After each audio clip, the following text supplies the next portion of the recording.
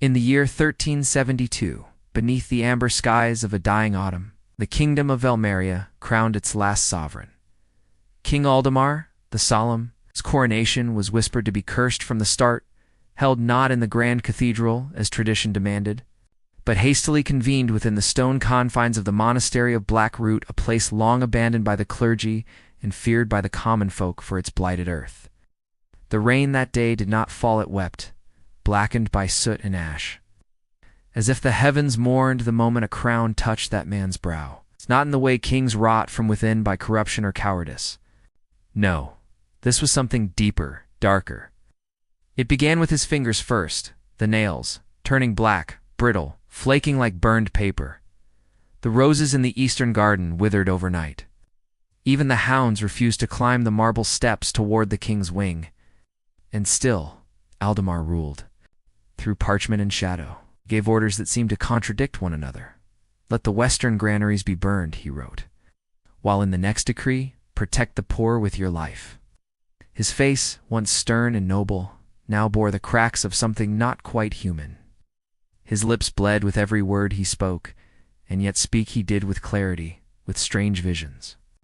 Velmaria is a dream that dies each time I blink, he once said to the court, and I have not closed my eyes in weeks. It was as though two minds battled within him, one trying to reign, the other to ruin. Then the skin, splitting open, leaking a thin, foul-smelling fluid that no physician could name. Aldemar was not a tyrant in the conventional sense. He bore no taste for war, nor blood, nor glory. He was quiet. Haunted, perhaps. It had begun to infect the palace. They burned sage mugwort, and even crushed sapphire beneath his bed. His once majestic golden armor now sat untouched, rusting in its stand, as if it too feared infection. Black streaks ran down the marble, like ink upon a dying page. But the rot spread. She chronicled everything, every word the king spoke, every wound that opened, every insect drawn to his bed. She was drawn to him not by loyalty, but by curiosity. Some called it madness. Others called it love. Not quickly, no slowly, like the tide swallowing a drowning man's soul. Inch by inch, never enough to kill him, always enough to torment. Not a body, not a beast, but a book bound in human skin, inked in blood. Its title long faded, but on the first page, a sentence remained. To bear a crown forged of grief is to rot with the weight of memory. His court described him as a man whose voice arrived a second too late, and whose eyes had seen a future no man should witness. Only a brother Prince Elric, who had mysteriously disappeared to winters prior, swallowed by the forest of mourning pines, where trees are said to grow from the bones of traitors and lovers alike. Some believed Elric dead. Others whispered darker things, that he had fled, cursed by the same rot that would soon overtake his brother. Some said he heard whispers in his sleep.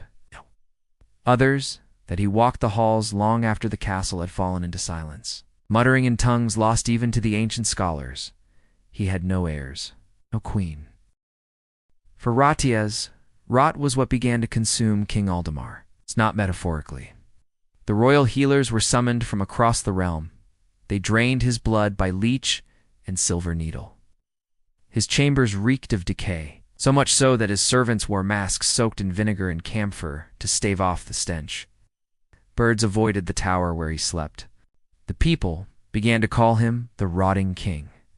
Quietly at first, then with urgency, then with fear, yet Aldemar, beneath layers of scented cloth and perfumed oils, endured. By then, even the bravest knights refused to approach his throne without gloves. But there was one who did not fear Lady Isolde, the last of the royal scribes. And one night, as the moon hung low and red, she found something beneath his bed.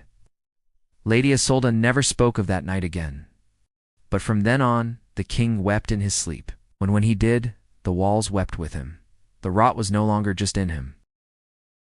The people began to speak of a curse, not upon a man, but upon the soul of a nation. The palace, once the heart of Velmaria's glory, now stood like a mausoleum, silent and waiting. Its grand chandeliers, once adorned with crystals that scattered sunlight like divine blessings, were now shrouded in dust and cobwebs. The servants moved like ghosts, never meeting each other's eyes. And each corridor echoed with footsteps that didn't always belong to the living. King Aldemar's condition had worsened, and yet he lived. Skin peeled from his back in layers, revealing muscle the color of rot and ink. His eyes, once a soft gray, had clouded over, not with blindness, but with knowing. He spoke now only in riddles and half-remembered prophecies. None more chilling than what he told the high priest on the eve of the winter solstice. The rot, she realized, moved not through flesh alone, but through memory. Through grief, through forgotten truths buried beneath marble and pageantry. Among them were a stonemason, a priest, a mute apothecary, and 3 loyal guards. They pried open the floor beneath the throne stone by stone, finger by bloodied finger, and there, beneath the kingdom's symbol of power, they found what should not have been: the skeletons of children crowned in fragments of silver leaf. The priest vomited, the guards stepped back, but Isolde, she stepped closer, and seeping a dark sap that smelled of rust and sorrow. In the king's old journals, she uncovered entries that predated his madness, written with a clarity long lost. In them, Aldemar spoke of dreams. By dawn, 3 of them had disappeared. One of the guards was found impaled upon the gates, his insides twisted with vines that no botanist could identify. Recurring visions of a black tree growing beneath the throne room, fed by the tears of children and the blood of kings. A raw, choking laugh that sprayed blood and bile upon his bedclothes. Now they see, he rasped. Now they understand. I dreamt of roots, not in the soil, but in my veins. They bloom with teeth. The high priest was found dead the following morning, his mouth filled with dirt, fingernails caked in soil, as if he had tried to claw his way out of the earth, though he had not left his chambers. Wherever he passed, the walls cracked. Portraits of his ancestors crumbled into ash, snow fell in clumps like ash, and children were born pale and silent, as if mourning something they could not name. In the library, every book that bore his family name burst into flame. It was Lady Isolde who began to trace the pattern. It was dismissed as poetic madness at the time. But now, the marble tiles near the throne were warping. Buckling, Isolde dared to act. Under the veil of night, she led a group of 6 through the locked doors of the throne room. A mass of roots, gnarled and pale, pulsing softly like lungs drawing breath. From between those roots, bones protruded, not old, not decayed. Fresh, human. The roots moved toward her not like plants, but like something aware. And in her mind, she heard it. A voice that was not a voice. The crown drinks. The soil remembers. Kings do not rule, only feed. She collapsed, bleeding from her nose, her ears, her soul. The apothecary dragged her from the room as the others sealed it shut. The throne room was locked from within. No one dared open it again. When King Aldemar heard what had been uncovered, he laughed. And then, for the first time in weeks, he stood. Naked but for a tattered robe, flesh hanging like wet parchment. He walked the palace halls barefoot, leaving footprints black and smoking. The kingdom outside had turned colder. The sun rarely rose, and through it all, Aldemar walked, not toward salvation nor death, but toward the throne. The voice beneath the roots was calling him, and this time he would answer. It was on the 29th night of the frost season when the palace bells began to ring by themselves. Not once, not thrice, but 13 times, each toll lower, deeper, as though summoned from a cavern beneath the world. The last note lingered in the air for hours, vibrating the very stone, rattling goblets, cracking glass, waking every child in the kingdom with a cry they could not explain. And at the heart of it all, King Aldemar knelt before the sealed doors of the throne room. He was no longer a man by then. His body had become something else, less flesh, more relic. His limbs stiffened with black veins that shimmered like obsidian under candlelight. His breath, when it came, smelled of earth soaked in centuries of grief.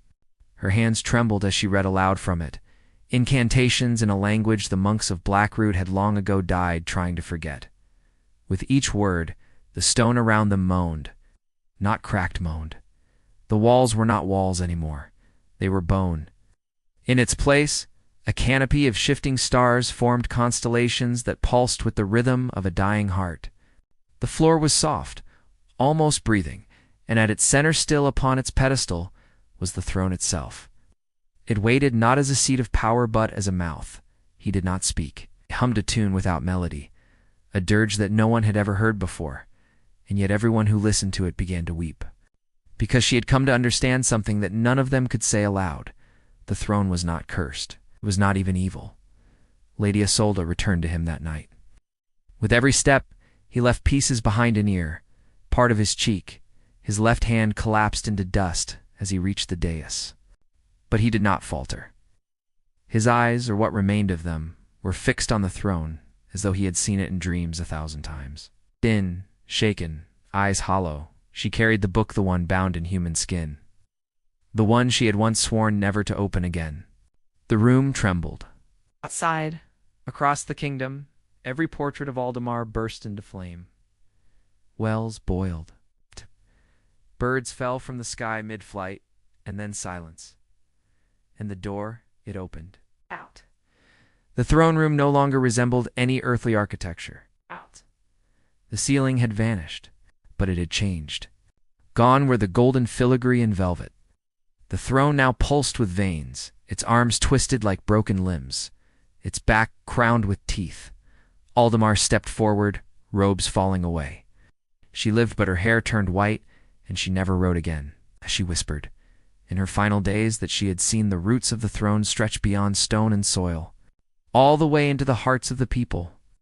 That Velmaria had never truly been ruled by man but by the throne itself, and each king was only a vessel, a sacrifice. His body was already giving way. Flakes of him drifted off like snow. Behind him, Isolde read faster. The book bled as she turned each page. Her voice cracked, her nose bled, her veins turned black, but she continued. It was hungry, and it had always been fed. Aldemar sat. The throne let out a sound like wind tearing through the bones of mountains. Not the peaceful kind, not rest. The silence of a breath being held by the world, afraid of what came next. The king had vanished. There was no trace of him, only the throne, which now beat with a slow, deliberate rhythm, like a second heart for a nation already too far gone. Isolde collapsed. Aldemar had been the last. Because something had changed. The throne was now full, and it would sleep. For a while.